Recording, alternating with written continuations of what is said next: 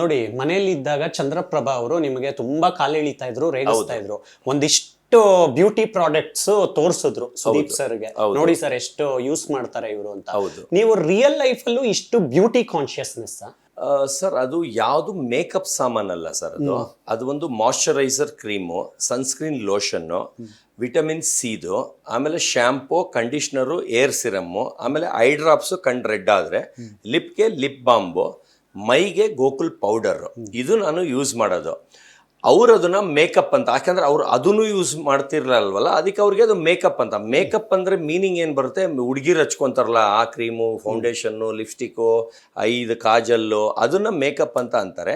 ಇದೇನಂದರೆ skin ಹೊಡಿಬಾರ್ದು, wrinkles ಕಾಣಬಾರ್ದು, smooth ಆಗಿ ಕಾಣಿಸೋ ಥರ, ಅಂದರೆ ಒಂದು ಶೈನಿಂಗ್ ಆಗಿ ಗ್ಲೋ ಆಗಿ ಕಾಣಿಸ್ಲಿ ಅಂತ. ಅಂದರೆ ಅವ್ರು ಹೇಳೋ ಪ್ರಕಾರ ಮೇಕಪ್ ಸಾಮಾನಲ್ಲ. ಆಮೇಲೆ ನಾನು ಮೇಕಪ್ಪು ಮಾಡ್ಕೊಳ್ತಾ ಇರಲಿಲ್ಲ.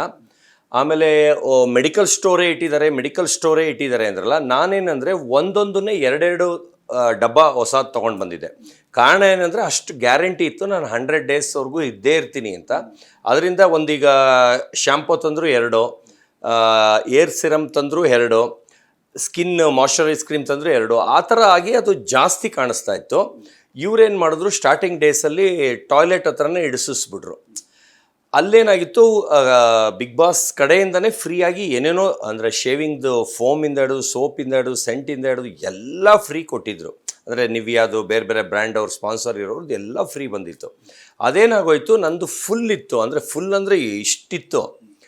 ಇವ್ರ ಮಾತು ಕಟ್ಕೊಂಡು, ಸರ್ ಇದೇ ಆಚೆ ಹೈಲೈಟ್ ಆಗುತ್ತೆ, ಇಲ್ಲೇ ಇರಲಿ ಅಂದ್ರೆ, ಅದೇನಾಯಿತು, ಒಂದು 2-3 ದಿವಸದಲ್ಲಿ ಕಾಲು ಭಾಗ ಕಳ್ತನ ಆಯಿತು.